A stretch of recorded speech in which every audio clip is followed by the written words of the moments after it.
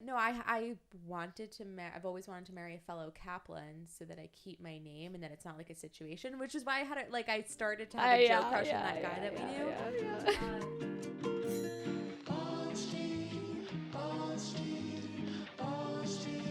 I hated my name. I still kind of do. Yeah, what do you hate it? I do. But as I continue to grow in my career and as I continue to grow in like my life and my like person, I feel very attached to the name. I'm starting to build a whole brand surrounding who I am. I don't like my name, Okay. but I am attached to my name. Like, it is unequivocally a part of who I am. Yeah.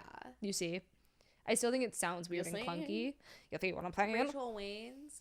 Hey, I'm Detective Rachel Waynes. Rachel Waynes here. I like that. That's the first time I've liked it. Rachel Waynes here, reporting to you live. Reporting for duty. That's me clicking the pen. Yeah. All right, fellas, tell me your secrets. You're not going to tell me your secrets? I'm going to go to your best friend. I'm going to get from them. You can do it the easy way or the hard way. Okay, sorry. I really like her. She's sipping gin. I love her. She's wearing like kitten heels. Okay, sorry. So basically this article was talking about how like the history of last names plays into our current understanding of what they are and how becoming detached from them can really like sever a sense of identity for women. So here's what I'll say. In many cultures, there is a substantial weight behind our last names.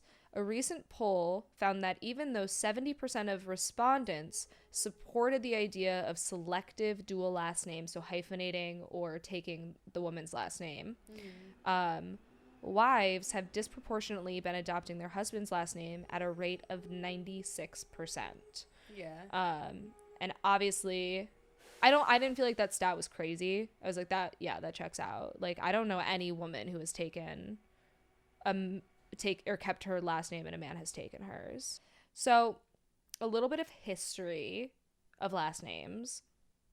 Some of Europe's first recorded last names can be traced back to as early as 900.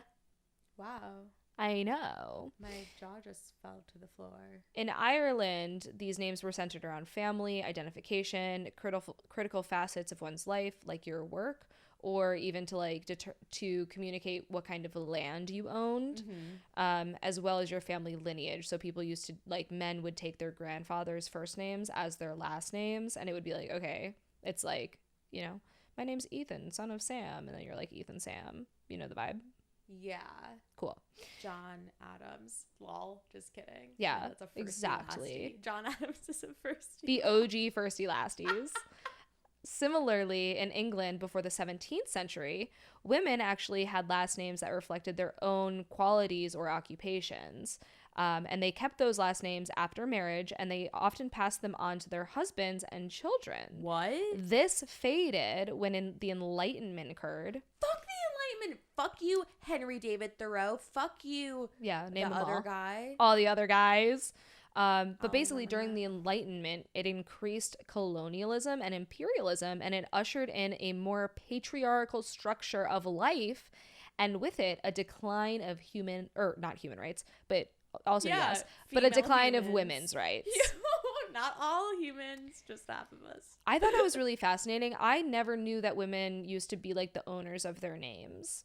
Yeah. Like, my name has never felt like mine. I always grew up thinking like my name was temporary. Really? I mean, did you think for your whole life you would be Arielle Kaplan? Yes. I thought you didn't ever think like women to be like Arielle Greenberg or Rosenbaum. I mean, I never fantasized about my wedding day, just like my birth. Really? Like, not my birth, when I give birth. I never fantasized about my birth either. No, I wanted to I've always wanted to marry a fellow Kaplan so that I keep my name and that it's not like a situation, which is why I had it, like, I started to have a joke crush on that guy that we knew. But I just always thought, like, Kaplan, the coolest fucking last name in the world. Can't wait. Wow. I'm like scared of my partner. And then the whole thing is like, especially with Jewish names, but with any names, what do? You hyphen if you have children? Well, and then when does it end? Exactly. Then you have 4 last names. Your hyphenated children marry hyphenated children. And it's all about legacy and like, I don't know. There's a lot. What's in a name, you know? A lot.